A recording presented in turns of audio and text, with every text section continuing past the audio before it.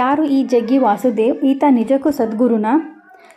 ತನ್ನನ್ನು ತಾನೇ ಆಧ್ಯಾತ್ಮಿಕ ಗುರು, ದೇವ ಮಾನವ ಎಂದು ಕರೆದುಕೊಂಡಿರುವ ಜಗ್ಗಿ ವಾಸುದೇವ್ ಉರುಫ್ ಸದ್ಗುರು ಒಬ್ಬ ಫ್ರಾಡ್ ಎಂದು ಹೇಳಲಾಗುತ್ತಿದೆ. ಅದಕ್ಕೆ ನಾನಾ ಕಾರಣಗಳೂ ಇವೆ. ವಿಜ್ಞಾನ ತಂತ್ರಜ್ಞಾನದ ಇಂದಿನ ಆಧುನಿಕ ಕಾಲದಲ್ಲಿಯೂ ವಿದ್ಯಾವಂತ ಜನರು ಮತ್ತು NRI ಅನುಯಾಯಿಗಳನ್ನು ಹೇರಳವಾಗಿ ಹೊಂದಿರುವ ಹೊಸ ಯುಗದ ಸ್ವಯಂ ಘೋಷಿತ ದೇವಮಾನವ ಈ ಸದ್ಗುರು. ಇವರ ತಾರ್ಕಿಕ ಕೌಶಲ್ಯಗಳು ದೇಶ ಬಿಟ್ಟು ಪರಾರಿಯಾಗಿರುವ ಸ್ವಯಂ ಘೋಷಿತ ದೇವಮಾನವ ನಿತ್ಯಾನಂದನನ್ನು ಹೋಲುತ್ತದೆ ಎಂದರೆ ತಪ್ಪಾಗಲಾರದು. ನಿತ್ಯಾನಂದನ ಆಟಗಳು ಜನರಿಗೆ ಗೊತ್ತಾದ ಬಳಿಕ ನೆಟ್ಟಿಗರು ನಿತ್ಯಾನಂದನನ್ನು ನೇರವಾಗಿ ಗೇಲಿ ಮಾಡುತ್ತಿದ್ದಾರೆ. ಆದರೆ ಜಗ್ಗಿ ವಾಸುದೇವ್ ತನ್ನ ಅರೆಬೆಂದ ಜ್ಞಾನದಿಂದ ಇಂಗ್ಲಿಷ್ ಭಾಷೆಯಲ್ಲಿ ಸಕ್ಕರೆ ಲೇಪಿತ ಹುಸಿ ವಿಜ್ಞಾನ ಮತ್ತು ಮೂಢನಂಬಿಕೆಗಳನ್ನು ಜನರ ತಲೆಗೆ ತುಂಬಿ ಬ್ರೈನ್ ವಾಶ್ ಮಾಡಿ ಅವರನ್ನು ಮೌಢ್ಯಕ್ಕೆ ದೂಡುತ್ತಿದ್ದಾರೆ. ಹೀಗಾಗಿ ಬಹುತೇಕ ಜನರು ಈತನನ್ನು ನಂಬುತ್ತಾರೆ. ಆದಾಗ್ಯೂ ಈತನ ಬಂಡವಾಳವು ಈಗ ಜನರ ಮುಂದೆ ಬಟಬಯಲಾಗುತ್ತಿದೆ. ಸದ್ಗುರು ವಿರುದ್ಧದ ನಾನಾ ಪ್ರಕರಣಗಳು ಮದ್ರಾಸ್ ಹೈಕೋರ್ಟ್ನಲ್ಲಿ ವಿಚಾರಣೆಯಲ್ಲಿವೆ. ಅದರಲ್ಲೊಂದು ಪ್ರಕರಣದ ವಿಚಾರಣೆ ಸೋಮವಾರ ನಡೆದಿದೆ.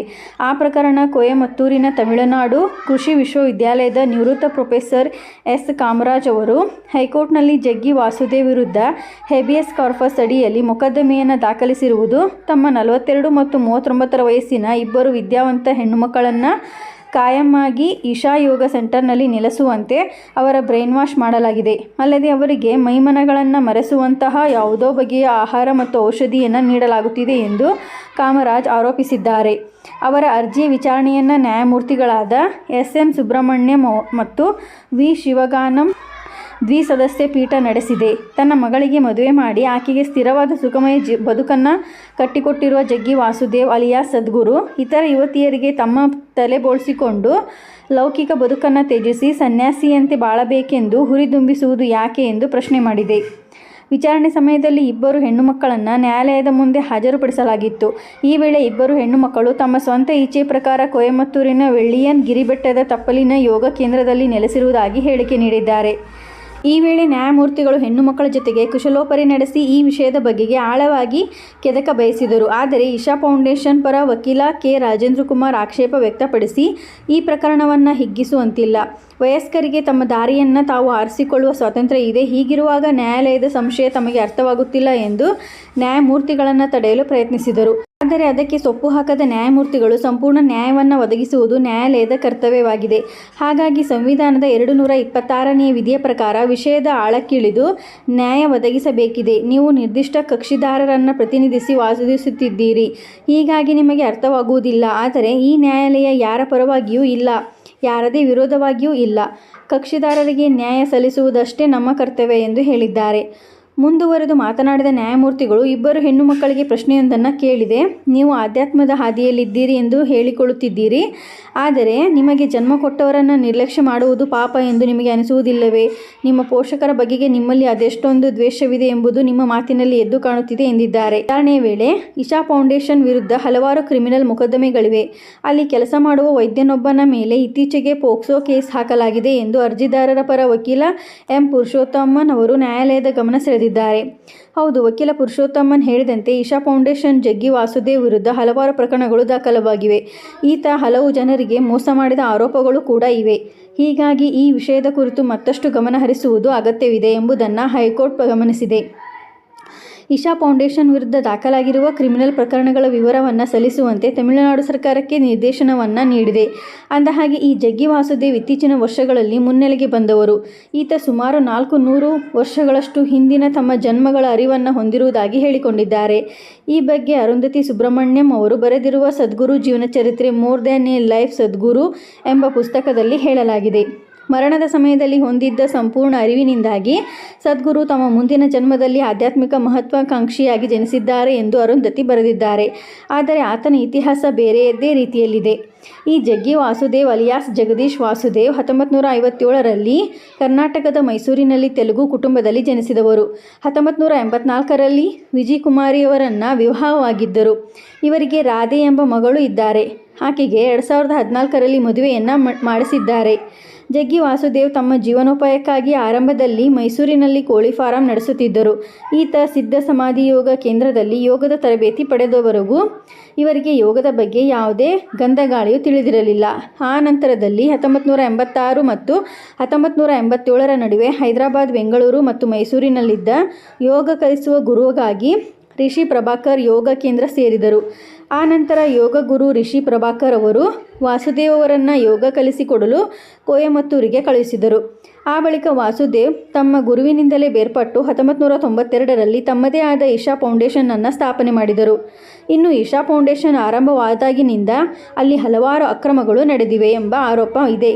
ಮೊದಲನೆಯದಾಗಿ ಕೊಯಮತ್ತೂರಿನ ಇಕರೈ ಬೋಲುವಾಂಪಟ್ಟಿಯಲ್ಲಿ ಇಶಾ ಫೌಂಡೇಶನ್ ತೆರೆದು ಜಗ್ಗಿ ವಾಸುದೇವ್ ಬೋಲುವಾಂಪಟ್ಟಿಯ ಬರೋಬ್ಬರಿ 44.30 ಎಕರೆ ಅರಣ್ಯ ಭೂಮಿಯನ್ನು ಅಕ್ರಮವಾಗಿ ಒತ್ತುವರಿ ಮಾಡಿಕೊಂಡು 112 ಅಡಿ ಆದಿಯೋಗಿ ಪ್ರತಿಮೆಯನ್ನು ನಿರ್ಮಾಣ ಮಾಡಿದ್ದಾರೆ ಎಂಬ ಆರೋಪ ಇದೆ. ಗಮನಾರ್ಹವಾಗಿ 2012ರಲ್ಲಿ ಕೊಯಮತ್ತೂರು ವಿಭಾಗದ ಅಂದಿನ ಜಿಲ್ಲಾ ಅರಣ್ಯಾಧಿಕಾರಿಗಳು ಇಶಾ ಫೌಂಡೇಶನ್ ಕಾಂಪೌಂಡ್ ಗೋಡೆ ಮತ್ತು ಮುಂಭಾಗದ ಗೇಟನ್ನು ಅರಣ್ಯ ಭೂಮಿಯಲ್ಲಿ ನಿರ್ಮಾಣ ಮಾಡಲಾಗಿದೆ. ಈ ಸ್ಥಳಗಳಿಗೆ ನಿರಂತರವಾಗಿ ಜನರು ಭೇಟಿ ನೀಡುವುದರಿಂದ ಆನೆಗಳ ಆವಾಸ ಸ್ಥಾನಕ್ಕೆ ತೊಂದರೆಯಾಗುತ್ತದೆ. ಇದನ್ನು ಗಮನಿಸಿ ಕಟ್ಟಡಗಳನ್ನು ನಿರ್ಮಿಸಲು ಫೌಂಡೇಶನ್ಗೆ HACA ಅನುಮೋದನೆ ನೀಡಲು ನಿರಾಕರಿಸಿದ್ದರು. ಆ ಬಳಿಕ ಇತ್ತೀಚೆಗೆ ಅವರನ್ನು ಕೊಯಮತ್ತೂರಿನಿಂದ ಒದ್ದು ಓಡಿಸಲಾಯಿತು. ಕೊಯಮತ್ತೂರಿನಲ್ಲಿ ಜಾಗ ಖಾಲಿ ಮಾಡಿದ ಜಗ್ಗಿ ವಾಸುದೇವ್ ಕರ್ನಾಟಕದ ಚಿಕ್ಕಬಳ್ಳಾಪುರದ ಅವಲಗುರ್ಕಿಗೆ ಬಂದು ಇಲ್ಲಿ 100 ಎಕರೆ ಸರ್ಕಾರಿ ಭೂಮಿಯಲ್ಲಿ ಬೃಹತ್ ಆದಿಯೋಗಿ ಪ್ರತಿಮೆಯನ್ನು ನಿರ್ಮಾಣ ಮಾಡಿದ್ದಾರೆ. ತಮ್ಮ ಇಶಾ ಫೌಂಡೇಶನನ್ನು ಅವಲಗುರ್ಕಿಗೆ ಸ್ಥಳಾಂತರಿಸಿದ್ದಾರೆ. ಕೊಯಮತ್ತೂರಿನ ಅರಣ್ಯದ ಜಾಗದಲ್ಲಿ ಅಕ್ರಮವಾಗಿ ಇಶಾ ಫೌಂಡೇಶನ್ ನಿರ್ಮಾಣ ಮಾಡಿದ್ದು ಒಂದೆಡೆಯಾದರೆ, ಇಶಾ ಫೌಂಡೇಶನ್ನಲ್ಲಿ ಅಕ್ರಮ ಅವ್ಯವಹಾರಗಳು ನಡೆಯುತ್ತಿವೆ ಎಂಬ ಆರೋಪಗಳು ಇವೆ. ಅದೇ ಆರೋಪಗಳ ಮೇಲೆ ಪ್ರಕರಣಗಳು ದಾಖಲಾಗಿವೆ. ಅಮೆರಿಕದಲ್ಲಿ ನೋಂದಾಯಿಸಲ್ಪಟ್ಟಿರುವ ಜಗ್ಗಿ ವಾಸುದೇವ್ ಅವರ ಇಶಾ ಫೌಂಡೇಶನ್ನ ಆಂತರಿಕ ಕಂದಾಯ ಸೇವೆಯ ದಾಖಲೆಗಳ ಪ್ರಕಾರ 2018ರಲ್ಲಿ ರು 56.43 ಕೋಟಿ ನಿವ್ವಳ ಆದಾಯವನ್ನು ತೋರಿಸಿದೆ. ಇದರಲ್ಲಿ ಸುಮಾರು 35.81 ಕೋಟಿ ರೂಪಾಯಿ ದೇಣಿಗೆಯಿಂದ ಬಂದಿದೆ ಎಂದು ಅವರು ಹೇಳಿಕೊಂಡಿದೆ. ಹೇಳಿ ಕೇಳಿ ಇಂತಹ ಫೌಂಡೇಶನ್ಗಳಿಗೆ ಆದಾಯದ ಮೂಲಗಳಿರುವುದಿಲ್ಲ. ದೇಣಿಗೆಗಳು ಮತ್ತು ಕೊಡುಗೆಗಳೇ ತಮ್ಮ ಆದಾಯದ ಮೂಲಗಳು ಎಂದು ಹೇಳಿಕೊಳ್ಳುತ್ತವೆ. ಜೊತೆಗೆ ಆದಾಯ ತೆರಿಗೆ ಕಾಯ್ದೆಯಡಿ ತೆರಿಗೆ ವಿನಾಯಿತಿ ಕೂಡ ಇದೆ. ಇನ್ನೊಂದು ಪ್ರಮುಖ ವಿಚಾರ ಏನೆಂದರೆ, ಜಗ್ಗಿ ವಾಸುದೇವ್ ಅಲಿಯಾಸ್ ಜಗದೀಶ್ ಅವರ ಪತ್ನಿ ವಿಜಯಕುಮಾರಿ ಅವರನ್ನು ಜಗ್ಗಿ ವಾಸುದೇವ್ ಅವರೇ ಕೊಲೆ ಮಾಡಿದ್ದಾರೆ ಎಂದು ಆರೋಪಿಸಲಾಗಿದೆ. ಜಗ್ಗಿ ವಾಸುದೇವ್ ವಿರುದ್ಧ ಅವರ ಮಾವ ಅಂದರೆ ವಿಜಯಕುಮಾರಿಯವರ ತಂದೆ ಬೆಂಗಳೂರು ಪೊಲೀಸ್ ಠಾಣೆಯಲ್ಲಿ FIR ದಾಖಲಿಸಿದ್ದಾರೆ. ಇಶಾ ಫೌಂಡೇಶನ್ನ ಯೋಗ ಕೇಂದ್ರದಿಂದ 2016ರಿಂದ ಈವರೆಗೆ 6 ಮಂದಿ ನಾಪತ್ತೆಯಾಗಿದ್ದಾರೆ ಎಂದು ವರದಿಯಾಗಿವೆ. ಅವರಲ್ಲಿ ಇಲ್ಲಿಯವರೆಗೂ ಯಾರೂ ಕೂಡ ಮರಳಿ ಬಂದಿಲ್ಲ ಅಥವಾ ಪತ್ತೆಯಾಗಿಲ್ಲ. 6 ಮಂದಿಯ ನಾಪತ್ತೆ ಪ್ರಕರಣದಲ್ಲಿ ಇಶಾ ಫೌಂಡೇಶನ್ ವಿರುದ್ಧ ಮದ್ರಾಸ್ ಹೈಕೋರ್ಟ್ಗೆ ಪೊಲೀಸರು ಅಫಿಡೇವಿಟ್ ಸಲ್ಲಿಸಿದ್ದಾರೆ. ಈ ಬಗ್ಗೆ ಪ್ರತಿಕ್ರಿಯಿಸಿರುವ ಇಶಾ ಫೌಂಡೇಶನ್, ಇಶಾ ಯೋಗ ಕೇಂದ್ರದಿಂದ 6 ಮಂದಿ ನಾಪತ್ತೆಯಾಗಿದ್ದಾರೆ ಎಂಬುದು ಸಂಪೂರ್ಣ ಸುಳ್ಳು ಮತ್ತು ಆಧಾರರಹಿತ ಎಂದು ವಾದಿಸಿದೆ. 2014ರಲ್ಲಿ ಭಾರತೀಯ ಮೂಲದ ಸ್ವೀಡಿಷ್ ಪ್ರಜೆ ಜಯಾ ಬಾಲು ಅವರು ಕೊಯಮತ್ತೂರಿನ ಅಲಂದೂರೈ ಪೊಲೀಸ್ ಠಾಣೆಯಲ್ಲಿ ಇಶಾ ಫೌಂಡೇಶನ್ ವಿರುದ್ಧ ವಂಚನೆಯ ದೂರು ದಾಖಲಿಸಿದ್ದಾರೆ. ಯೋಗ ಸೆಷನ್ಗಳು ಮತ್ತು ಯಂತ್ರ ಸಮಾರಂಭಕ್ಕಾಗಿ ತಾನು ಫೌಂಡೇಶನ್ಗೆ 4,50,000 ರೂಪಾಯಿಗಳನ್ನು ಪಾವತಿಸಿದ್ದೇನೆ, ಆದರೆ ನನಗೆ ಬಿಲ್ ಬದಲಿಗೆ ದೇಣಿಗೆ ರಶೀದಿ ನೀಡಲಾಗಿದೆ ಎಂದು ಆರೋಪಿಸಿದ್ದಾರೆ. ಇನ್ನು ವಾಸುದೇವ್ ಅವರೊಂದಿಗೆ ಕೈಲಾಸ ಮಾನಸ ಸರೋವರಕ್ಕೆ 13 ದಿನಗಳ ಪ್ರವಾಸಕ್ಕೆ ಪ್ರತಿ ವ್ಯಕ್ತಿಗೆ ಬರೋಬ್ಬರಿ ರು 50 ಲಕ್ಷ ರೂವರೆಗೆ ವೆಚ್ಚವಾಗುತ್ತದೆ. ಭಕ್ತರಿಗೆ ನಾನಾ ರೀತಿಯ ಪ್ಯಾಕೇಜ್ಗಳನ್ನು ನೀಡುವ ಮೂಲಕ ಇಶಾ ಫೌಂಡೇಶನ್ ಭಾರೀ ಹಣ ದೋಚುತ್ತಿದೆ. ಅದರಲ್ಲಿ ರು 2,75,000, ರು 3,45,000 ಹಾಗೂ ರು 5,50,000 ಪ್ಯಾಕೇಜ್ಗಳು ಸೇರಿವೆ. ಅದೇ ರೀತಿ ವಾಸುದೇವ್ ಅವರೊಂದಿಗೆ ಹಿಮಾಲಯಕ್ಕೆ ಮೋಟಾರ್ ಸೈಕಲ್ನಲ್ಲಿ 12 ದಿನಗಳ ಪ್ರಯಾಣದ ಬೆಲೆ ಪ್ರತಿ ವ್ಯಕ್ತಿಗೆ ರು 12 ಲಕ್ಷ. 5 ದಿನಗಳ ವಾರಣಾಸಿ ಪ್ರವಾಸಕ್ಕೆ ವಾಸುದೇವ್ ಅವರ ಕಂಪನಿಯಲ್ಲಿ 5 ಲಕ್ಷ ರೂವರೆಗೆ ವೆಚ್ಚವಾಗುತ್ತದೆ ಮತ್ತು ಮೈಸೂರಿನ ಚಾಮುಂಡಿ ಬೆಟ್ಟಕ್ಕೆ ರು 50,000 ಹಾಗೂ ರಾಮೇಶ್ವರಂ ಅಥವಾ ಮದುರೈಗೆ 5 ದಿನಗಳ ಪ್ರವಾಸವು ಒಬ್ಬ ಭಕ್ತನಿಗೆ 3 ರಿಂದ 4 ಲಕ್ಷ. ಈ ಎಲ್ಲ ಆಧ್ಯಾತ್ಮಿಕ ಪ್ರವಾಸಗಳನ್ನು ಮಾರಾಟ ಮಾಡುವುದರಿಂದ ಇಶಾ ವರ್ಷಕ್ಕೆ ಸುಮಾರು 60 ಕೋಟಿ ಆದಾಯ ಗಳಿಸುತ್ತಿದೆ. ಇದಲ್ಲದೆ ಶಿವರಾತ್ರಿ ಉತ್ಸವದ ವೇಳೆಯೂ ಭಕ್ತರಿಗೆ ಪ್ರವೇಶ ಶುಲ್ಕವಾಗಿ ಭಾರೀ ಹಣ ದೋಚುತ್ತಿದೆ. 2017ರಲ್ಲಿ ಕಾವೇರಿ ಉಳಿಸಿ ಕಾವೇರಿ ಕಾಲಿಂಗ್ ಹೆಸರಿನಲ್ಲಿ Rs. 45 ಜನರಿಂದ ಭಾರಿ ಹಣ ವಸೂಲಿ ಮಾಡಿಕೊಂಡಿದ್ದಾರೆ ಎನ್ನುವ ಆರೋಪ ಕೂಡ ಇದೆ.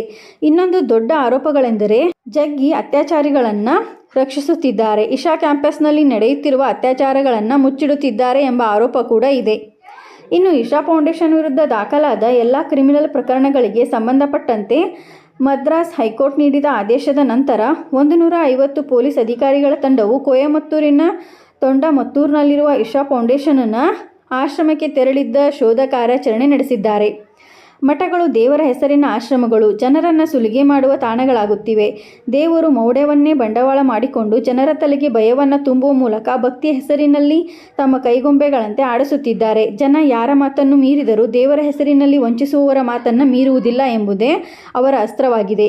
ಅದಕ್ಕೆ ದಾಳವಾಗಿಟ್ಟುಕೊಂಡು ಅತ್ಯಾಚಾರ, ಅನಾಚಾರ, ಶೋಷಣೆ, ಸುಲಿಗೆ ಮಾಡುತ್ತಿದೆ. ಅದೇ ರೀತಿಯ ಜನರಲ್ಲಿಯೂ ದೇವರ ಮೇಲಿನ ಭಕ್ತಿ ಮತ್ತು ಭಯವನ್ನೇ ಬಂಡವಾಳ ಮಾಡಿಕೊಂಡು ಮುನ್ನೆಲೆಗೆ ಬಂದವನು ಈ ಜಗ್ಗಿ ವಾಸುದೇವ್. ಆದರೆ ಆತನ ಆಚಾರಗಳು ಕೆಲವೇ ವರ್ಷಗಳಲ್ಲಿ ಬಯಲಾಗಿದೆ. ಆದರೂ ಚಿಕ್ಕಬಳ್ಳಾಪುರದಲ್ಲಿ ಆತನ ಇಶಾ ಫೌಂಡೇಶನ್ ಆರಂಭವಾಗಿದ್ದು ಇಲ್ಲಿಯೂ ಸುಲಿಗೆ ಆರಂಭವಾಗಿದೆ. ಅದಕ್ಕೂ ಆದಷ್ಟು ಬೇಗ ಬ್ರೇಕ್ ಬೀಳಬೇಕು. ನ್ಯಾಯಾಲಯದಲ್ಲಿ ಜಗ್ಗಿಯ ವಂಚನೆಗಳು ಸಾಬೀತಾಗಿ ಆತನನ್ನು ಜೈಲಿಗಟ್ಟಬೇಕು. ಜನರಲ್ಲಿ ಮೌಢ್ಯದ ವಿರುದ್ಧವೂ ಅರಿವು ಬೆಳೆಯಬೇಕು. ಇದೇ ರೀತಿ ಮಾಹಿತಿಗಾಗಿ ನಮ್ಮ ಚಾನಲನ್ನು ಸಬ್ಸ್ಕ್ರೈಬ್ ಆಗಿ ಮತ್ತು ಶೇರ್ ಮಾಡಿ. ಧನ್ಯವಾದಗಳು.